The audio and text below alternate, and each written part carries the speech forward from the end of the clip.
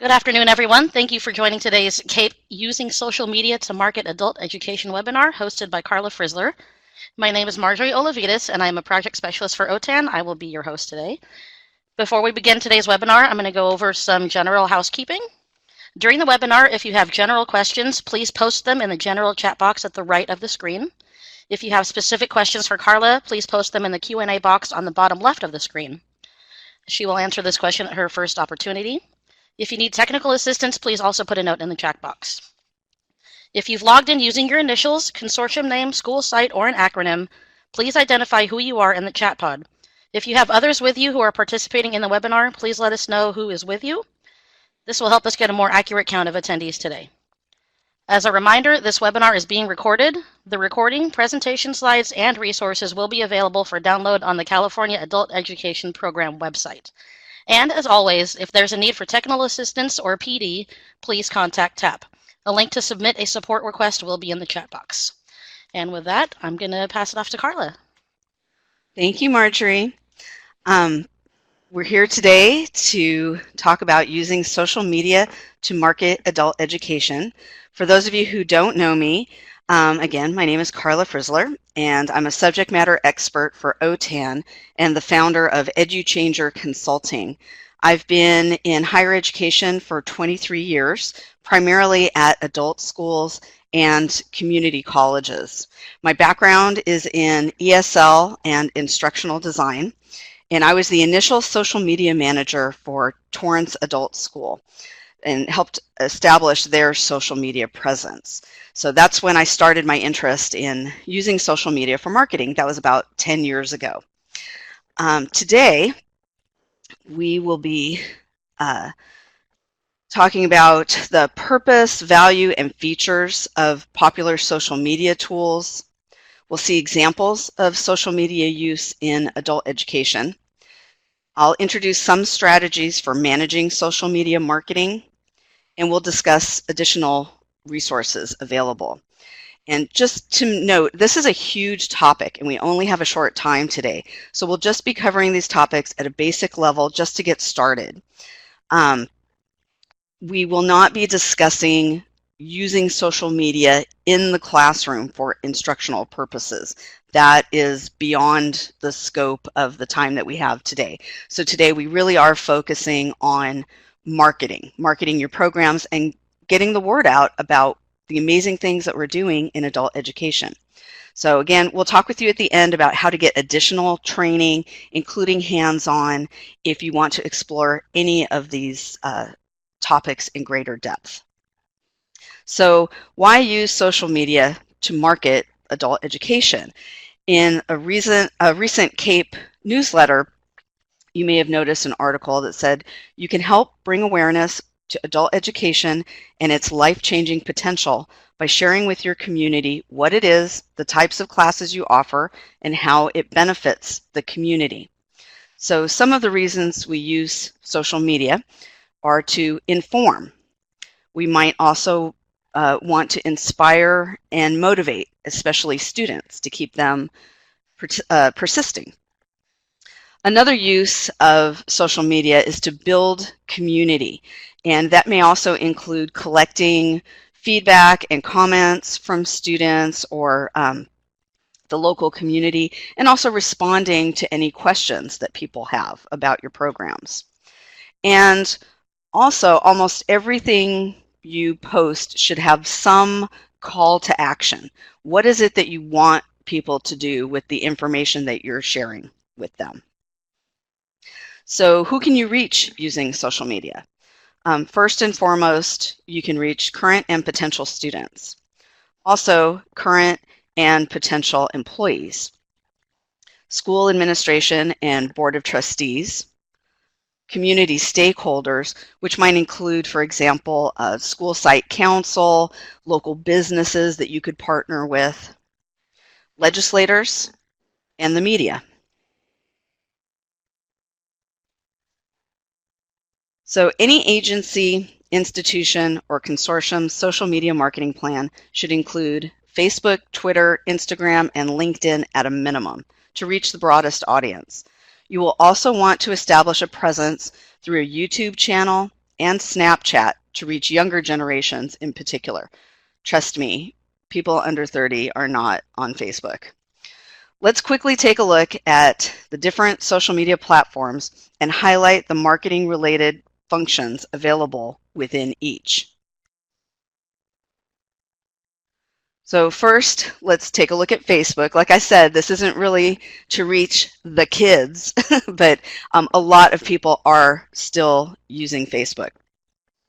So it's designed for social networking, personal and professional, but we're going to focus on how you can use it professionally. There are individual pages that you might have for a faculty member or an administrator, and then there are business pages which you would use for your agency as a whole, a department, or a program. You can set up groups that are public and anyone can join them, or closed groups that require people to be admitted or accepted, and you would create groups based on either specific departments or classes or topics of interest. One of the most important uses of Facebook are the event pages, and we'll get into that in more detail later. You can promote events and target market to specific people who are interested in those events. You can conduct polls and get instantaneous results. You can have unlimited discussion threads, and this is really important as we move forward looking at other platforms. Other platforms limit the amount of content you can post or the amount of text. Facebook, as we've all seen, you can post as much as you want, comment as much as you want, and threads can go on forever, which is a plus and a minus. One of the other benefits of Facebook is that other apps can post into Facebook. You can post on Twitter or Instagram and forward automatically to Facebook. And then you can also purchase boosts which target market to specific populations, and those boosts are fairly inexpensive. The next platform we're looking at is Instagram. Instagram is a content community that's based on photo sharing. It's also expanded to include video and even live video, but primarily it's about sharing photos. So when you're thinking about posting in Instagram, you want the post itself to contain the information that somebody needs. You can also post a comment along with it, but the comments feature in Instagram is really not its primary purpose. It really is to share photographs. And this is where hashtags started. Now they're common across platforms, but the hashtag is the #, followed by a word or a phrase that represents a topic of interest. So for example, #AdultEDU is a hashtag that you want to use on almost anything that you're posting, and it will all go into a central repository where anybody who's looking for adult education related posts would find your post along with anybody else's that uses that hashtag. Okay, LinkedIn is another platform, and this is strictly professional. So you should not see cat videos, political rants, or pictures of what people ate for dinner. You won't see any of that on LinkedIn. There are individual profiles and company pages. Okay, one of the ways that you can use your company page is to let potential students and employees get a feel for the culture of your agency or institution. A really important aspect of or feature in LinkedIn is that you can submit job postings, but along with that, you can use LinkedIn as a recruitment tool. So instead of just posting the job in their repository, you can also post on your company page about the job and ask, people, again, call to action to apply for the position, okay, and you can promote it. One of the or a unique feature of LinkedIn that's not available on the other social media platforms is the ability to do direct publishing. And so you can use articles about topics of interest in the field to establish your faculty and administrators as experts in their field or experts in adult education in general. And I'd like for you, if you found out about this webinar through my post on LinkedIn or Twitter or Facebook, go ahead and click on the top of your screen on the raised hand. We may not have anybody in the group that found out that way, but it would be interesting to know if we do.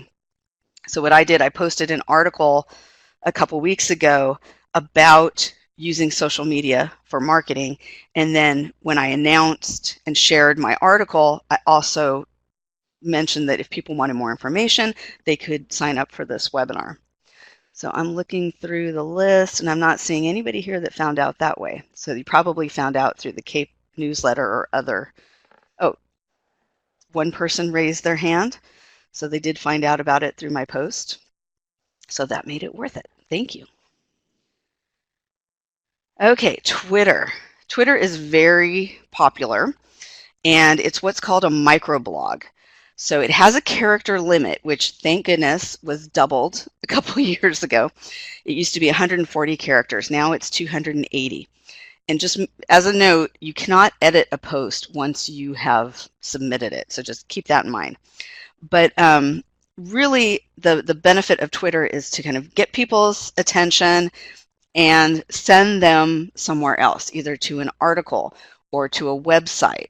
Okay, so this is a great way, for example, to let people know that your new schedule, class schedule is available. Class schedule is available, go to the website and get the details. Then, of course, there's YouTube and Snapchat. YouTube, really the way I would recommend thinking about YouTube is to create a channel for your agency and have it be the repository of any videos that you've captured and are wanting to share with your audience. Then when you post on Facebook, Instagram, Twitter, send the user back to the YouTube channel so that they will see the video that you want them to see at that moment, but they will also be in your channel and see all the other videos that you are offering, and then they'll go down that rabbit hole. But the idea is to market more than just the one thing that you're marketing at that moment. A way that you can use Snapchat, for example, is if you have an event that you're hosting on your campus, let's say you're doing an open house, you can create a skin, or you might think of it as a filter. I'm sure you've seen people using those filters that have, bunny ears and dog noses and all this stuff. But you can also create filters like that that highlight, the name of your campus or your institution, and you could put the name of the event, the date, and when people are at your open house, for example, they could use that filter, apply it, and post, and it also markets your event. So let's take a moment, and what I'd like you to do right now is in the chat pod, I would like you to think about how has your agency or institution traditionally marketed its classes and programs in the past before social media. And your agency may not be using social media at all, so it could be what they're doing now. But just share one idea. So we've got mailers, catalogs, flyers, word of mouth, postcards, radio. Okay, so a lot of brochures, paper handouts, flyers, things like that.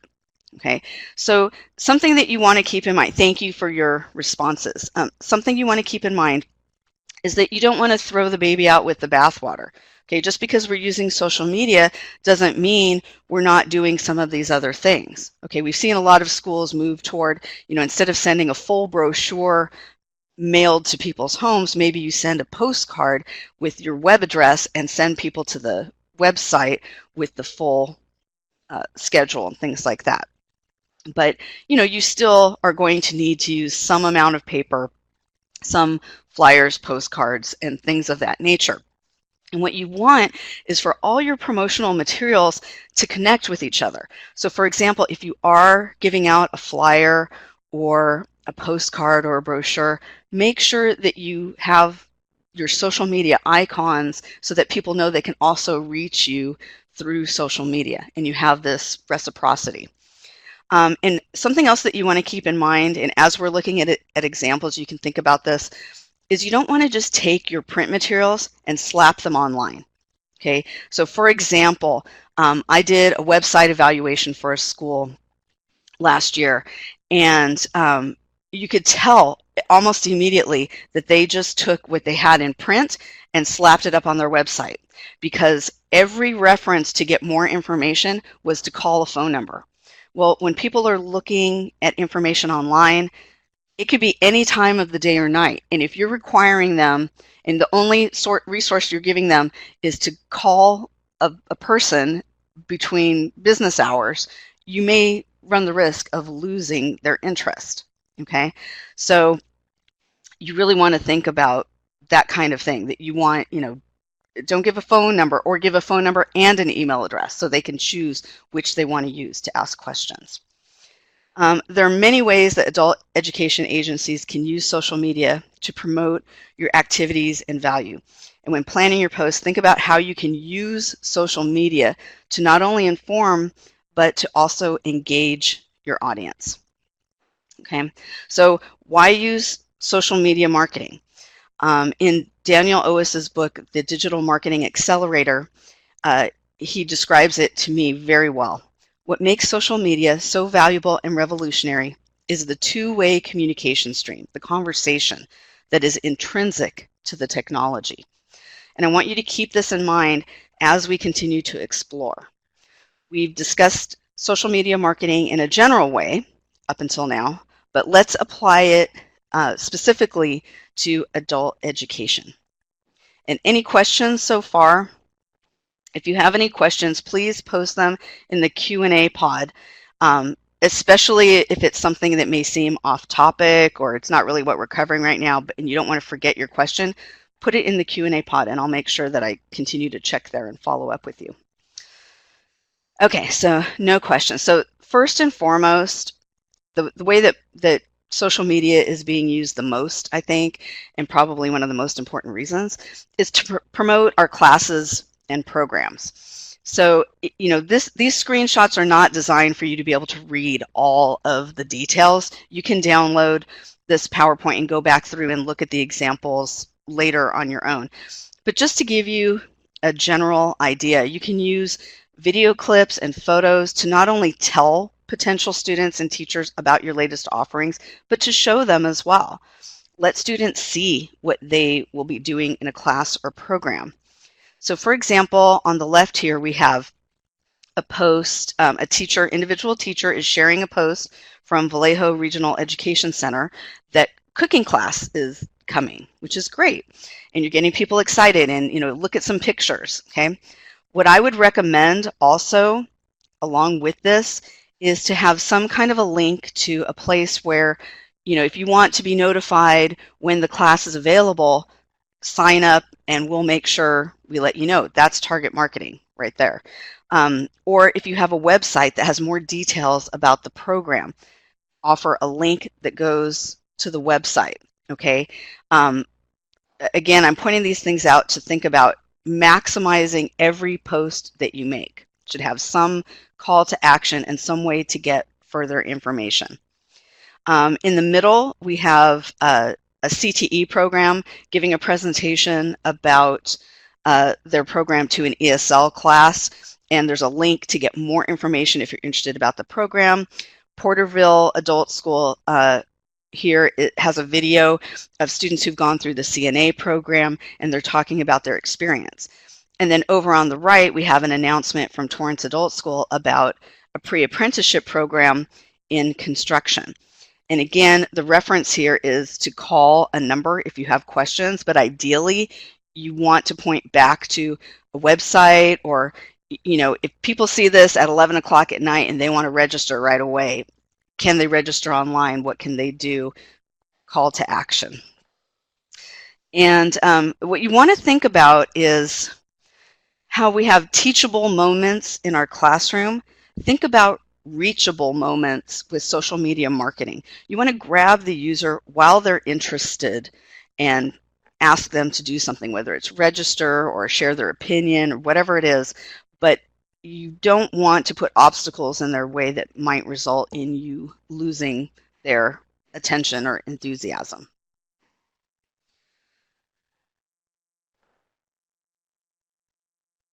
Okay, and Melissa is asking, can you talk about which social media channels you found work best for different populations?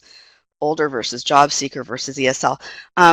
Let's save that till the end. I don't know that I specifically have information about that, but Melissa, if you could post in the Q&A pod so we don't lose this as the chat fills up, that would be great. That's a terrific question, and I think it's something that we could open up for conversation at the end of the session. So thank you for bringing that up. Another way that we can use social media is for one-way announcements. Sometimes you just need to get consistent information out to all of your community, right? Your school community. So in this example here, you see Palo Verde is announcing spring break and also mentions when students should come back, okay? Here you have Montebello Community Adult School posting their latest schedule of classes, and here you've got Santa Ana College saying, you know, we're on break, and you know, using a fun picture. I mean, you can certainly have fun with this. Everything doesn't have to be serious. But for example, this is when you want to be serious. When you're looking at the example here from Oroville Adult Ed, last year during the campfire, they sent out an announcement that said all classes are canceled, and you'll see they use the hashtag for the campfire. So if somebody follows that hashtag, they can get all kinds of information from different sources about that topic. And then you'll see here the school sent out an announcement, and then an individual teacher forwarded the school's announcement, which is very quick and easy. You don't have to rewrite it or paraphrase it. It's exactly the information that came from the school that's going out to the teacher students in case some of the students are not following the school site. Okay, and there's a question or a comment in the chat about students not using computers. Absolutely, that's the beauty of social media, is that everybody's using it on their smartphones. Okay, so most students nowadays have a phone, so you really don't need computers to access any of this information. You can do it all on your phone. Another really valuable use of social media is to promote events that you're hosting at your schools. You can see the examples here are high school diploma graduation, an orientation for a new class, a phlebotomy class in this example, college prep workshops, and then a job fair. Okay, and these are just examples, but when you create a calendar event in Facebook, it will automatically send reminders to the user. The user can export the item and add it to their personal calendar, and that includes the location, the time, the event details, and it's just, again, it's for efficiency. You know, on the right, you see a graphic here that has all the information on it, but if a student wants to put that information in their calendar, they're going to have to manually type it in. If you create a calendar event in Facebook, they can just click a couple of times, boom, they get that imported right into their calendar. And then in Facebook events, when a user indicates interest, it will also show to other people that are connected to that person who marked that they're interested. So you're expanding your marketing reach.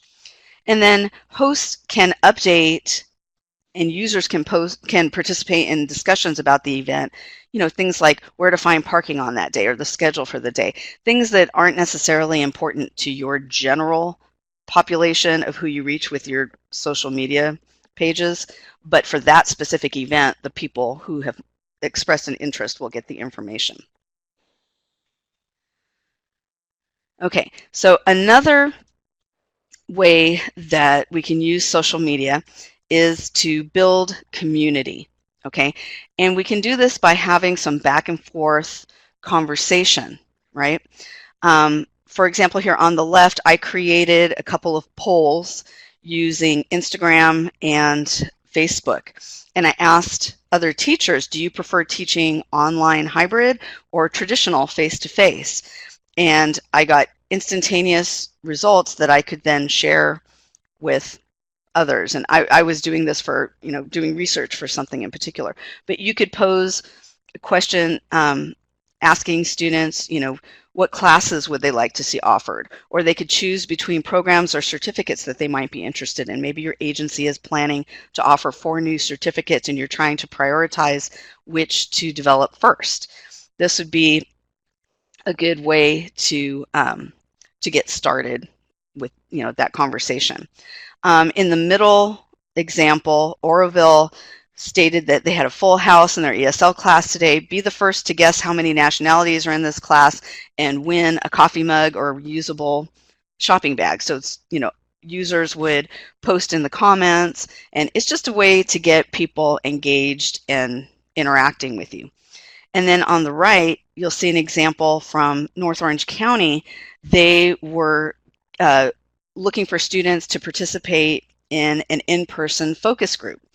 And very smart, offering pizza, but they said what it is that the students would be discussing. So they would know, okay, are they interested in switching from a trimester to semester academic year?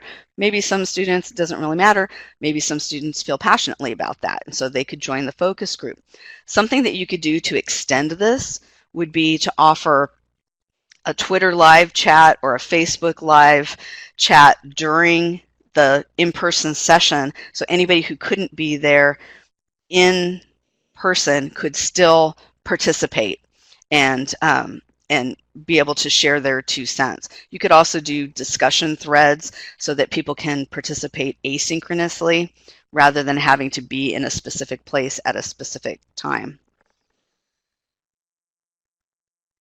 Oh, and just something about this idea of building community and posing questions and expecting responses. You want to make sure that somebody is monitoring that and somebody is following up and responding to people who do post. Okay, I'm stopping for any questions. Okay, we're still talking about cell phones. Yes, obviously there will be some students who do not have the technologies, but and Francisco is describing what he does to accommodate any students. It tends to be in the minority at this point. It's not the majority of students like it may have been in the past. You also have, libraries or tutoring centers or computer labs or, different places where you can send students if they really are struggling with access to technology. Okay, so back to social media marketing. I think one of the most important ways that we can use social media to market adult education is to share student successes. And I've seen a real tremendous leap in adult education over the last year in how agencies are using social media for this purpose. So for example, honoring success stories by sharing either videos or photos and describing what students have done. So on the left here, DACE has students hold up a placard saying that they got a job as a result of the education and training they received in our adult education programs. And it says where they're working and the job that they're doing. It does not have the individual student's name, okay, and that's for privacy purposes. And then on the right, it's a post from Yosemite Adult School honoring their graduates of their firefighter program. And again, what I would do with a post like this is I would put a link that links back to more information about the program so that others could sign up as well if they're interested. You may notice at the bottom of the page here, there were 14 shares when I captured this screenshot, which means that 14 people have shared this post again and again and again. So you definitely want to include in your post a reference back to your main website and where people can get additional information about the program. Other student successes that you might highlight would be graduations. Here are a couple of students that finished or graduated, passed their HiSET tests. That's what I'm trying to say. In this case, Corona Norco is highlighting a high school student who took a CTE course in adult ed, and by the end of the course was able to start her own business. And this is actually a video clip that has her going through the process of talking about what she learned and what she was able to do with her education. It's really impressive. Again, DACE highlighting a student who received a scholarship. And then here we have Santa Ana College congratulating a student for being accepted to a 4-year university. And the conversation that happens below is, teachers and other students encouraging and congratulating that student. So these are just some examples. Obviously, the key is knowing that these things are happening and getting this information so that you can post it. And you want to make sure that you get the subject's permission anytime that you're posting a person's picture or a video or their story or their name, anything like that. You want to make sure that you have them sign off that they're giving permission. Along with acknowledging our students, we also want to acknowledge employee achievements. So be sure to post Teacher of the Year, Classified Staff of the Year, other awards, but also acknowledge people on an ongoing basis, especially if the accolades come from students. What do your faculty and staff do that is above and beyond, that's made a positive impact on the lives of students? Keep in mind that employers who value their employees will be attractive to potential future employees. So this is also part of recruitment. This is really great. I added this slide this morning because I saw this post from Portia at Torrance Adult School, and I've been looking for something like this as I was planning this session, and I finally found it, so I was really thrilled. But on the right here, the mayor of Torrance came to the adult school to see what the students are doing and to see what's going on in the programs. And I'm not sure if you can see it very well, but this post, the original post, is from the mayor. Okay, and then Portia, who is the ESL coordinator, then forwarded a copy of the mayor's post and also added in, for more information about our programs, go to, here's the website, and then she added the hashtag adult edu. So, and then people are commenting on it, and this is a really great example of how you can promote visits, or guest speakers, that kind of thing. So over here on the left, Santa Ana College School of Continuing Education had a guest speaker that came. He's a muralist that inspired a group of students to do an art project. This is ESL students. And this is the post after the guest speaker had come to campus. Okay, but what you could do, for example, would be, first, you're going to post the event page announcing that a guest speaker is coming or an event is going to happen, okay? Then after the event happens, you can post photos from the event and describe how it went, and you could also pose a question, if you were there, what did you learn from the guest speaker? And people could post below. And again, that comes back to building community and encouraging that two-way communication, that interaction. Okay, another way that we can use social media in adult education is for recruitment and professional development. Okay, so if we're recruiting for positions, for example, most agencies and institutions post their jobs on EdJoin, LinkedIn, wherever you're posting them, okay? But you also need to promote those posts and let people know that they're there. Okay, you can't assume that people are just, searching EdJoin every single day. So especially if you're hiring for positions that are sort of unusual or, looking for very specific qualities that are rare, I guess. I included the OTAN posting that's actually coming up on Tuesday, if you're interested. But it says OTAN's looking to hire a senior MIS specialist. Please take a look at the job posting on EdJoin, and it gives you the address so you can get the full job description. But what I like about this post, they also noted when the applications are due. Some agencies are in spring break right now. I might see this and say, oh, I'll go back to that after spring break is over. And then guess what? The application deadline would have passed. So by saying that, it gives me a sense of urgency, and maybe I should forward this to other people and let them know. And then there's also a call to action. Come join us in Sacramento. It's very welcoming and feels very warm to me. So I just wanted to give you that as an example. Something that you can do as an agency, let's say you have 3 tenure track positions available. You could do one post that lets people know we have 3 tenure track positions available in the following subjects, and list the subjects and then give the URL to go back to your employment website. Okay, you don't have to necessarily do a post for every individual job that's available.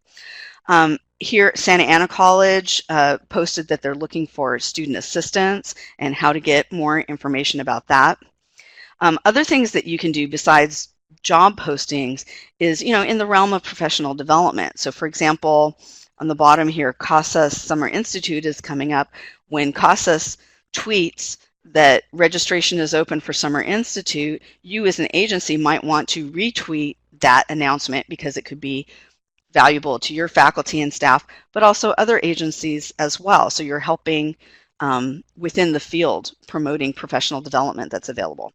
And then, as I mentioned earlier, here you see my post on LinkedIn and on Twitter or Facebook. What I tend to do is when I'm doing webinars, a week or 2 before, I'll publish an article about the topic of the webinar, and then I'll use my post of the article to promote the webinar. You could do the same thing if, let's say, you have a presentation coming up at a conference and you want people to come to that presentation.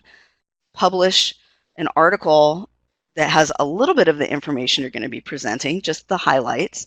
Publish your article on LinkedIn, promote it, and encourage people to come to your presentation. Or let's say you have an event coming up that you're hosting at your agency. Again, it's just another way to attract attention, but also establish yourself as an expert in the field of adult education. And then, of course, we all need fillers. Okay, you may have what would be called in journalism a slow news day, right? You don't always have things to post that are time sensitive. And so when I call something a filler, that doesn't mean that the content is not valuable or it's not important in some way. But what it means is, again, something that's not necessarily time sensitive. Or if you don't have anything else to post, you sort of have a stockpile of things that you could use. So the idea is to either continue building community or also keeping your agency or institution in people's minds. Okay, so for example, this post in the top center here from Saddleback College is an inspirational quote, and it's hard to see the hashtag, but it says hashtag Motivation Monday. Okay, and this is a thing that's sort of all over. It's not just specific to Saddleback College. I know Santa Ana uses this quite a lot as well. And what they do is they just use the same layout and replace the quote with different quotes. You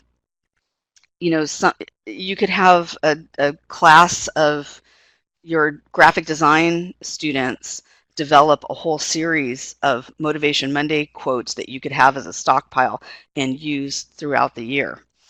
Another thing that you could do is to have student testimonials. This is actually a really great resource if students don't want their picture posted or a video or anything like that, but they're willing to share what they've learned through your program or what they've gotten out of it. And again, you just have sort of a template and then you swap out quotes, and it would be fairly easy to set up. Another thing that both Saddleback and Santa Ana do is they actively participate in Throwback Thursday. So if you see the hashtag here, hashtag TBT, Throwback Thursday. So they post pictures either of faculty members or the campus, and it's just kind of a fun way to interact with the school. Now, with Santa Ana College, they identified the person in the picture, but you could say, does anybody know who this is? Hint, it's a teacher that's still on campus. For Saddleback College, what they did was they posted, can anyone tell us what make and model the car is? And then you see people responding. But again, you want to make sure if you're doing that, that you have someone that is responding on behalf of the school. And you want to make sure that that person is not coming across as an individual, but as a representative of the college. It shouldn't matter to the recipient who the person is. It's just that the college is responding to them. And okay, so now that we've seen some examples of how adult education agencies are using social media for marketing, let's think about the agency that you represent. And what's one way that your department or program or agency could use social media for marketing that maybe they're not using already? You can go ahead and post in the chat pod.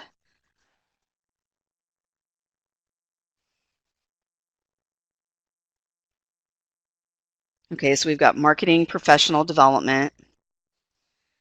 And that could be either professional development that you are organizing or hosting, or you could share professional development, something like this webinar, post it and share it with your community. Student successes, diplomas. I see a lot of that happening more and more, that every time somebody graduates, or maybe a group of graduates, that schools are highlighting their accomplishments. Francisco said promoting evening classes, sometimes attendance is a bit low. Okay, that's a really great idea. How do you know which classes and programs to promote? Obviously, you want to promote anything that's new that people don't know about. But yeah, which classes are struggling? And maybe show some pictures of the students in the class engaged in learning. If other potential students see what's going on, they might be more interested in showing that everybody's awake at night. They're so excited and enthusiastic. Lindsay was saying employee achievements. That's something that I'm seeing more and more of, but not as much as I would like to.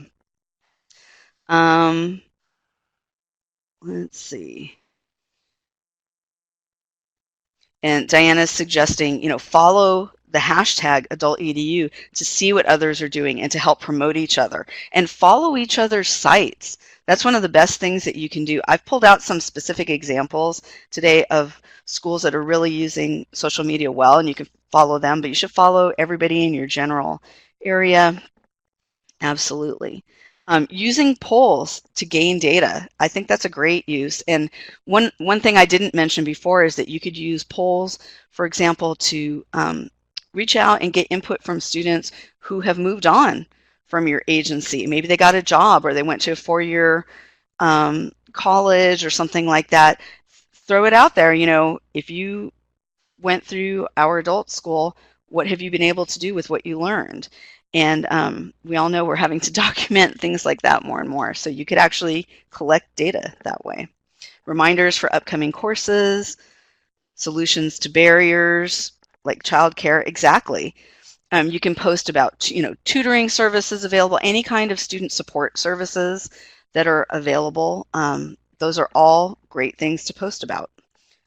Job postings throughout the district. So again, not just posting within your district, but getting the word out to anybody who might be interested. Cast the net widely. Posting about internships. These are all great ideas. Thank you so much for sharing them. And I think we have enough time. We're going to do this very quickly. I just want you to take a look at this post. Okay, so this is an example of a post. We've just looked at some examples as well. And you see here that this school is letting students know, don't forget, students who attend 12 hours a week or more are eligible for a free OCTA bus pass each month. Okay.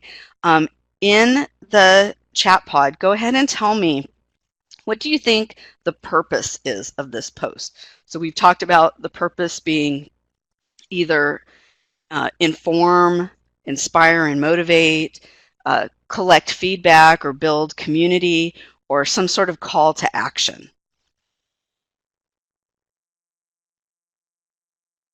Okay, so we're seeing overcoming barriers, increase enrollment, reward for attendance. Okay, you guys are getting deep. So really, this post is to inform students. You're informing students about a program, okay?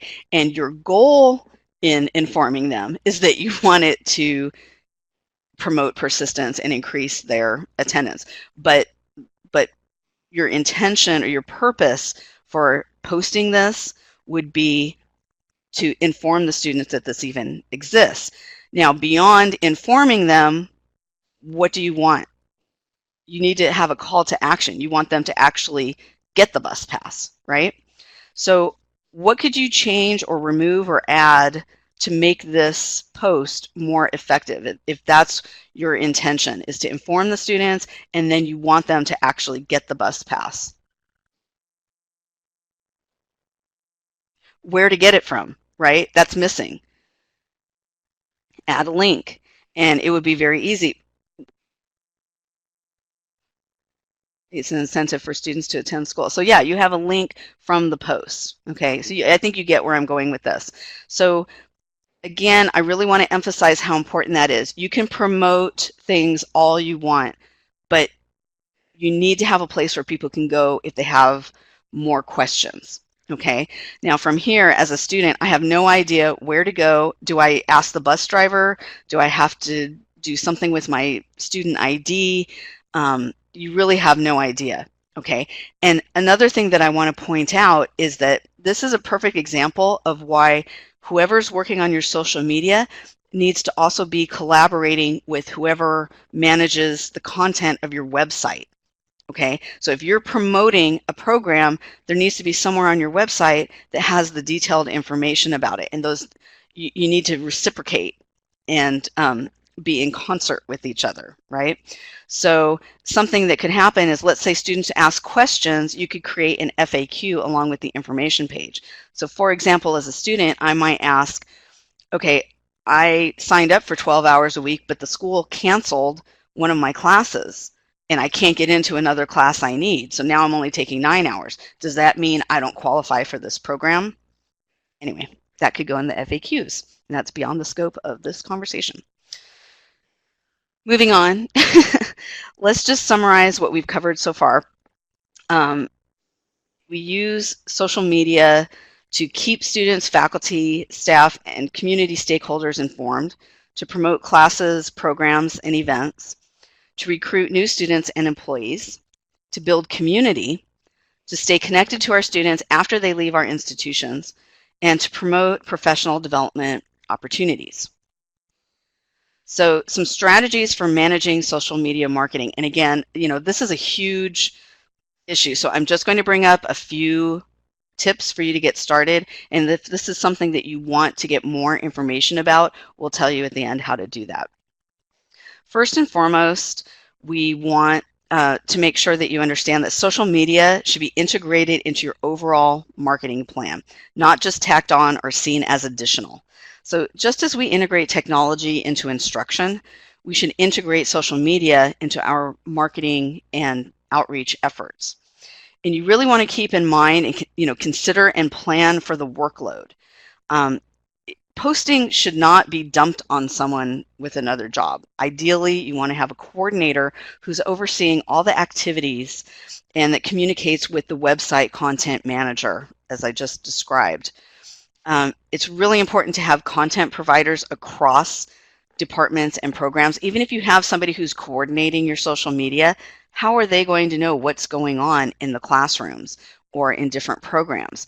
Somebody's getting an accolade or somebody won an award in their field or whatever's going on, somebody needs to be collecting that content and feeding that to the person who's posting. Now, you could have a variety of different people posting. You could have a content provider in each program and give them access, but you need to plan for that and think about that ahead of time. I also recommend utilizing the students that you have in graphic design, digital photography, and even journalism classes to generate content. So for example, like I mentioned before, for those Motivation Monday quotes, or organize it with a graphic design teacher that maybe that could be an assignment for their class. And then they also end up developing something that's real, that's used by a client, and that they could use in their portfolio moving forward. Same with digital photography. Maybe you partner with the digital photography instructor to have students from the class at any event on campus so that you can get good quality photos that you can use on your website and in your social media. And then again, make sure that you have dedicated responders that are interacting with users, especially if you're posing questions and asking for comments and questions, but you may get them anyway. So somebody needs to be there who is responding. And you want to have consistency and variety. For example, you don't want to just tweet once a month. Okay, you want to tweet on a regular basis, but you don't want what you're tweeting to be exactly the same. Don't always have it be, this student graduated, and then the next day, this student graduated, the next day, this student graduated. Maybe have a group of 3 that graduated, and that's one post, and then the next day, post about something different, an event that you're hosting or something like that. And then you want to use a tool like HootSuite or TweetDeck to manage all your social media posts. And I'm going to show you what that looks like. Okay, so HootSuite is what I use. There are other platforms out there that you can use. And I'm not sure if Anthony is in this session, but I know Anthony from OTAN started using HootSuite after coming to one of my workshops, and he said it's been really helpful to streamline all the social media posts and activity. So what you see here, I know it looks very chaotic, but once you get used to it, it really helps you focus, ironically. But you'll see 3 columns here. Okay, I'm using the free version, so you can access 3 different social media streams. And I can see my Facebook, my LinkedIn, and my Twitter pages simultaneously. I don't have to go in and out of each one. Okay, and then if I want to compose a message, I can click on the top. I can send it out to multiple platforms and simultaneously. And then I can also use the calendar feature to schedule.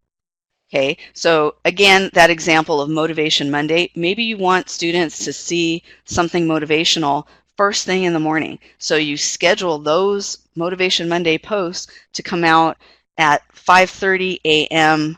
on every Monday. Okay, and you can do that in advance.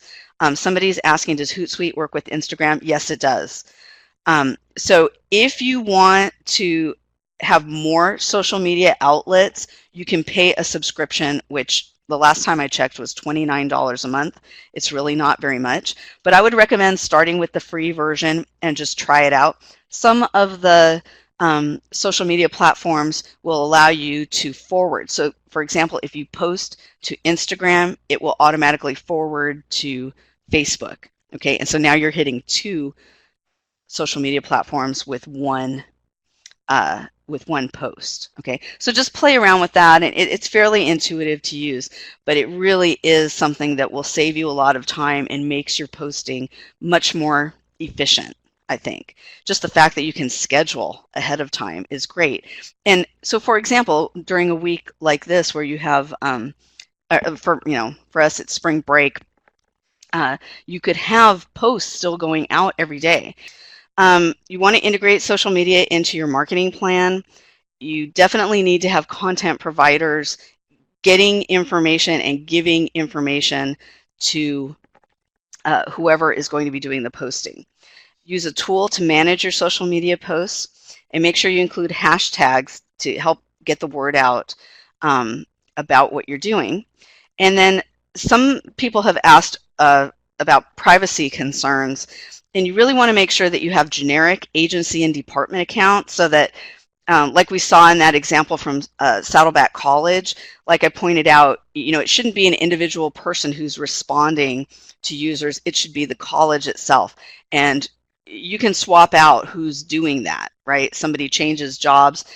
Your social media presence shouldn't be attached to individual people. It should be representing to the outside, the college or the adult school as a whole, or your agency as a whole.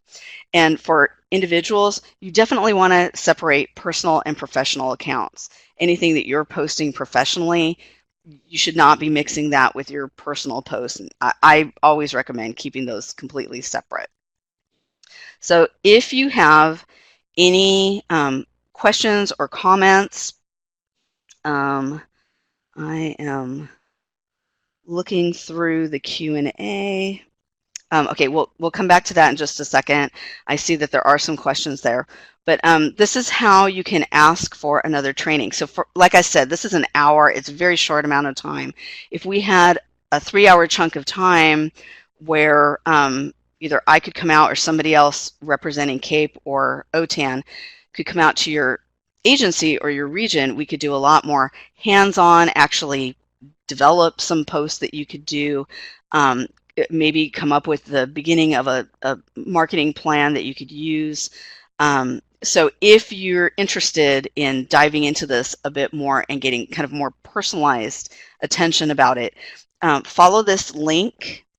And I think, let's see, Marjorie, can you copy the link that's on the slide and post it in the chat pod? That's how you would request a training. Okay, and then if you need to reach me directly, all my training materials are available on my frizzteach.weebly.com site. And this is my email address and my phone number, and you're welcome to contact me if you need help navigating how to get further support. Yeah, and Diana is saying go to caladulted.org and submit a request report from there. Okay, and the link is in the chat. So I'm just going to go through and see if there are any questions in the Q&A pod. What is the legality of posting? Oops. It's going. What? I'm trying to see what the end of that question was. And I'm not seeing it on the screen. So Francisco, if you could repost your question in the chat pod, that would be great. Thank you.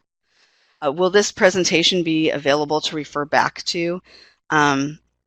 Marjorie, that's a question for you. I know the OTAN webinars are available later on. They're archived. This one will be posted as well. Thank you very much. So it's the being answer recorded and will be posted. Oh, that's right. It is being recorded. So yes, it will be posted. And then, oh, somebody had asked about which social media channels are best for different populations of students.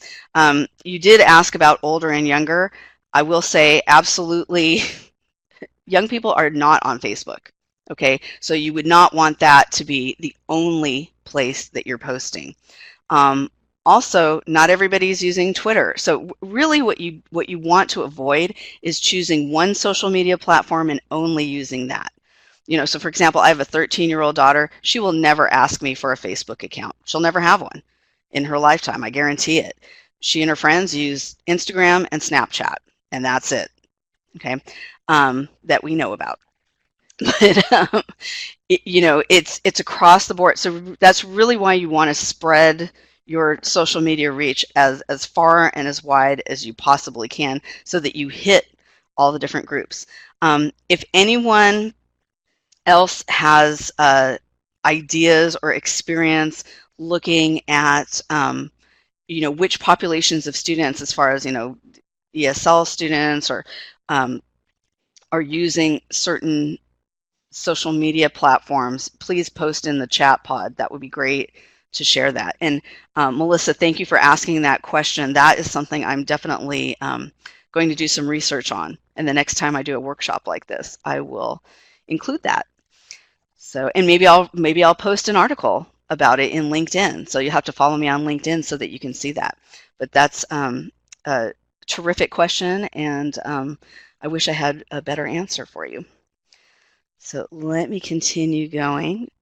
Available to download. Also, the resources pod here in the middle of your screen on the bottom, you can get the handout for this workshop, which includes links to anything I've mentioned, and the presentation itself, if you want to go back through in greater detail and look at some of those examples. The other option I mentioned is called Tweet Deck, and it's not just managing Twitter, but it's called Tweet Deck. And then promoting, I'm sorry, I can't see the full question that people are asking. Somebody asked, can we have more training on this subject hands-on? Yes, so what you want to do is you want to submit a support request, and I'm posting the link in the chat pod. So if you want more training, more hands-on, something that's tailored specifically to your agency or your region, you want to contact CAPE or OTAN and ask for that kind of support. Can we do a part 2 for this? That is up to CAPE and OTAN. I will leave it up to them. So we are running out of time, and I appreciate your enthusiasm and all of your questions. Hopefully I got to everything. If not, I will look through the list again and try to follow up with you individually. So thank you so much for your time. Thank you, Carla.